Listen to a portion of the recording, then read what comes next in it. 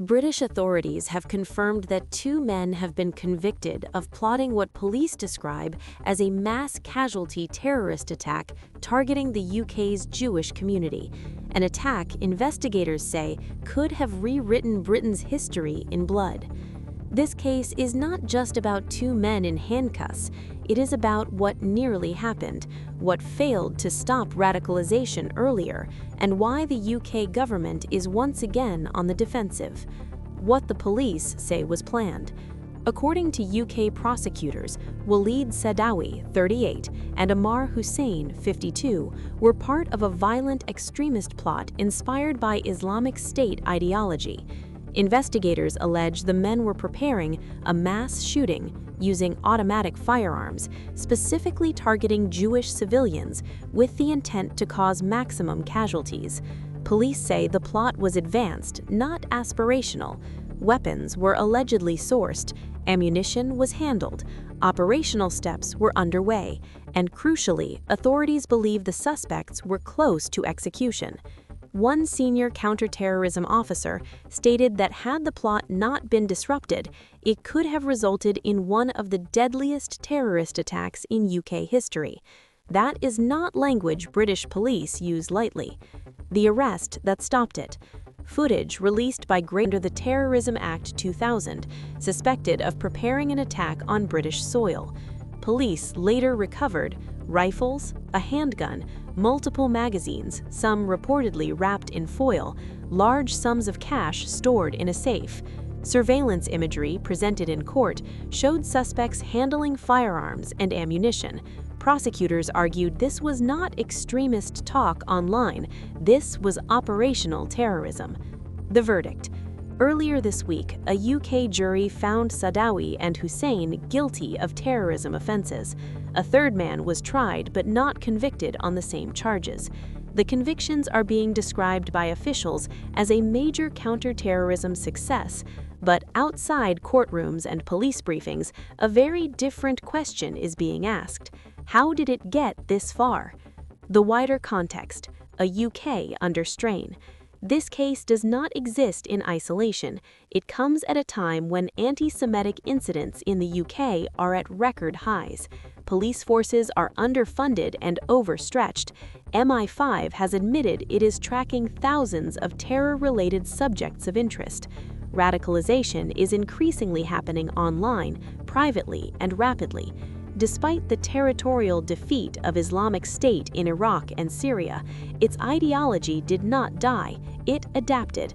Officials warn of lone actors, small, tightly knit extremist cells, online propaganda pipelines that radicalize faster than authorities can intervene. And yet, this raises another uncomfortable reality: the administration under criticism. Critics argue the UK government has spent years reacting instead of preventing. Prevent program failures. The UK's flagship counter-radicalization initiative, Prevent, has been repeatedly criticized for missing high-risk individuals, over-policing low-risk communities, and failing to adapt to encrypted platforms and closed networks. Former insiders have warned that Prevent referrals often come too late. So the question is, were there earlier warning signs in this case? And if so, why weren't they acted upon sooner? Border and asylum pressures. While this case does not directly involve illegal entry, it reignites debate around vetting processes, intelligence sharing, and overloaded asylum and immigration systems. Opposition voices argue the government has created administrative chaos, making it harder to identify genuine threats among thousands of cases. Security experts warn, when systems are overwhelmed, dangerous individuals can slip through unnoticed. Policing cuts and response time. Over the last decade, thousands of police officers were cut, specialist counter-terror units faced resource pressure, and local intelligence gathering weakened.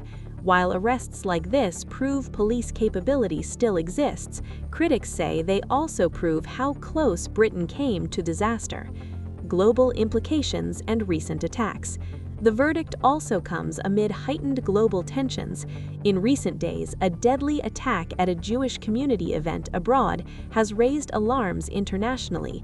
While responsibility claims remain disputed, extremist groups online have celebrated violence against Jewish civilians, fueling fear among diaspora communities worldwide.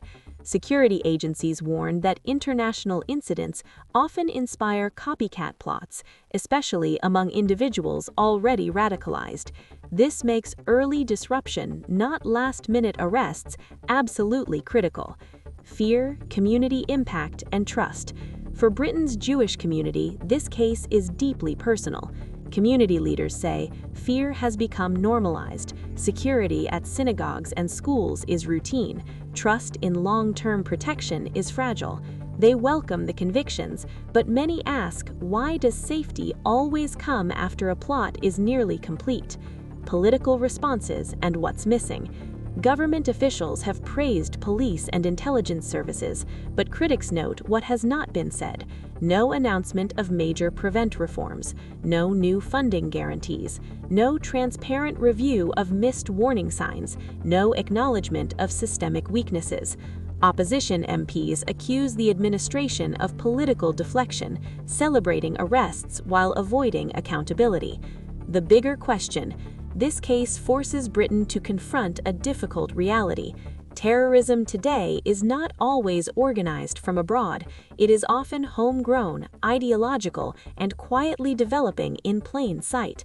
Stopping it requires better intelligence integration, real community engagement, modernized digital surveillance laws, and political honesty about failures, not just successes.